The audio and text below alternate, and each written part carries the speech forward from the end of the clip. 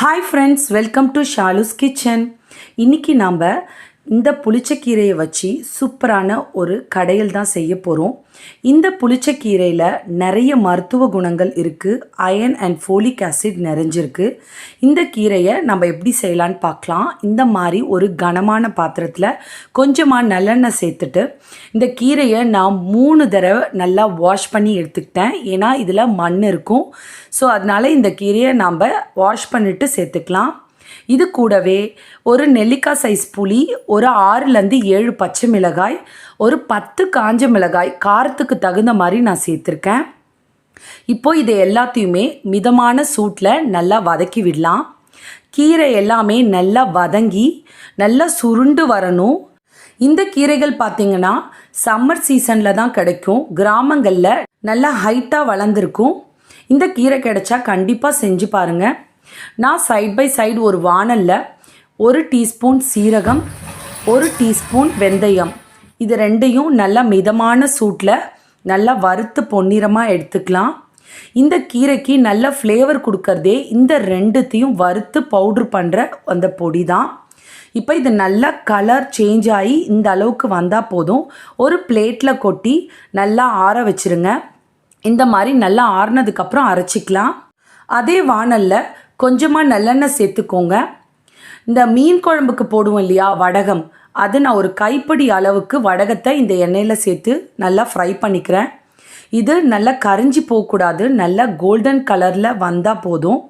நல்லா கோல்டன் கலரில் வந்ததுக்கப்புறம் இதில் ஒரு கைப்பிடி அளவுக்கு நாட்டு பூண்டு இருக்கு இல்லையா, அதுதான் நான் ஆட் பண்ணியிருக்கேன். இதையுமே ஒரு 2லேருந்து 3 நிமிஷம் வரைக்கும் நீங்கள் வதக்கினா போதும். ரொம்பவும் வதக்க வேண்டிய அவசியம் இல்லை. இது ரெண்டுத்தையும் நல்லா வதக்கி ஒரு சைடு ஆற வைக்க போகிறோம். ஏன்னா இதுவுமே கீரைக்கு நல்ல ஒரு ஃப்ளேவர் கொடுக்கும். இப்போது கீரை பாருங்கள் நல்லா சுருண்டு வதங்கி வந்துருச்சு. இந்த மாதிரி கீரை நல்லா சுருண்டு வரணும். நம்ம எவ்வளோ கீரை சேர்த்தோம் பார்த்தீங்களா? இப்போ நமக்கு கொஞ்சமாக தான் கீரை கிடச்சிருக்கு. அதனால் ஒரு கட்டோ 2 கட்டோ நீங்கள் உங்கள் வீட்டுக்கு தகுந்த மாதிரி நீங்கள் சேர்த்து வதக்கிக்கோங்க. இப்போது இதையும் ஆற வச்சாச்சு. நெக்ஸ்ட்டு இந்த வெந்தயம் சீரகத்தையும் நல்லா இந்த மாதிரி நைஸாக பொடி போல் நீங்கள் அரைச்சி வச்சுக்கோங்க. இந்த இதுதான் நமக்கு நல்ல ஃப்ளேவர் கொடுக்கும். இப்போ பாருங்கள், கீரையும் நம்ம மிக்ஸி ஜாரில் கொஞ்சம் கொஞ்சமாக சேர்த்துக்கோங்க. அந்த காலத்தில் மத்தில் கடைவாங்க. இது கொஞ்சம் ஹார்டாக இருக்குன்றதால நான் மிக்சியில் சேர்த்துருக்கேன். இது கூடவே கொஞ்சமாக உப்பு சேர்த்துக்கலாம்.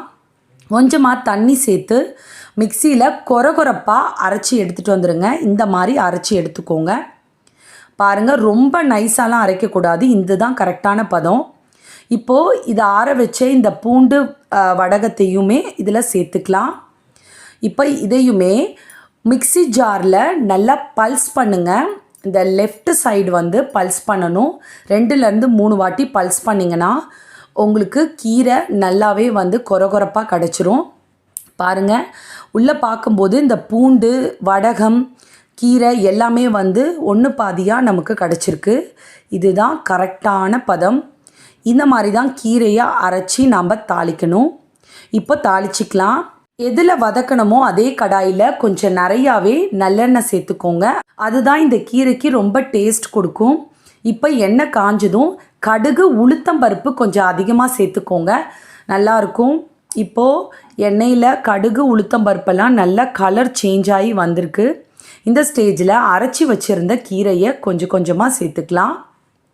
இந்த மாதிரி எல்லாத்தையும் சேர்த்துட்டு நல்லா கலந்து விட்டுருங்க. ஆயிலில் எல்லா சைடுமே அது நல்லா ஸ்ப்ரெட் ஆகி கம்பைன் ஆகி வரணும். பாருங்கள், கீரை நல்லா மிக்ஸ் ஆகிடுச்சி. இப்படியே நல்லா கலந்து விட்டுட்டு ஒரு 10 to 15 மினிட்ஸ்க்கு கீரை நல்லா சுருண்டு வரணும். அந்த அளவுக்கு பச்சை வாசனை, அந்த நீர் எல்லாமே நமக்கு வந்து சுண்டணும். இதில் நான் அரைச்சி வச்சுருந்த தூள் வந்து ஒரு 1.5 டீஸ்பூன் போல் நான் சேர்த்துக்கிறேன். இப்போ இதையுமே சேர்த்து நல்லா மிக்ஸ் பண்ணி விட்டுருங்க. இப்போ இது கலந்த உடனே வீடே மணக்கும். அந்த அளவுக்கு நல்ல ஸ்மெல் இருக்கும். இப்போ இந்த மாதிரி நல்லா மிக்ஸ் பண்ணிவிட்டு மறுபடியும் ஒரு 5 மினிட்ஸ் அப்படியே விட்டுருங்க. இது நல்லா கொதித்து கலர் நல்லா சேஞ்ச் ஆகி வரணும். இந்த மாதிரி சேஞ்ச் ஆனதுக்கப்புறம் உப்பு காரம் இருக்கா செக் பண்ணுங்கள். எனக்கு உப்பு காரம் குறைவாக இருந்தது, அதனால் நான் கொஞ்சமாக காரத்தூளும் உப்பும் நான் சேர்த்துருக்கேன். நீங்கள் போட்ட காஞ்ச மிளகாவும் பச்சை மிளகாவும் காரம் கரெக்டாக இருந்துச்சுன்னா நீங்கள் இந்த காரத்தூள் சேர்க்கணுன்னு அவசியம் இல்லை. எனக்கு அது கம்மியாக இருந்ததால் நான் சேர்த்து இந்த மாதிரி வதக்கி எடுத்துக்கிட்டேன். இந்த கீரை பொறுத்த வரைக்கும் நல்ல புளிப்பு இருக்கும், அதனால் காரம் நம்ம பேலன்சிங் பண்ணி சேர்த்துக்கணும். உண்மையை சொல்லணுன்னா இந்த கீரை ரெசிபி ரொம்ப ரொம்ப ஈஸி, ரொம்ப டேஸ்ட்டாக இருக்கும். இந்த கீரையை பார்த்திங்கன்னா 1 மாதம் வரைக்கும் நீங்கள் ஃப்ரிட்ஜில் ஸ்டோர் பண்ணி வைக்கலாம், கெட்டே போகாது. குழந்தைங்களுக்கெலாம் லஞ்ச் பாக்ஸ் கொடுக்கணுன்னா இந்த கீரை செஞ்சு வச்சுட்டா போதும்.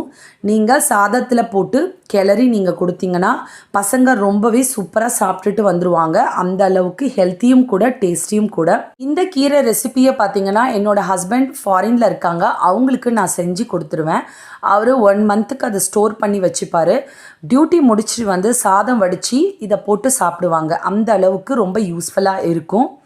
இப்போ நாம் சூடான சாதம் வடித்தாச்சு, இதில் கொஞ்சமாக இந்த கீரையை ஆட் பண்ணிவிட்டு சாப்பிட்டு பாருங்கள். உண்மையாக ரொம்ப டேஸ்ட்டாக இருக்கும்.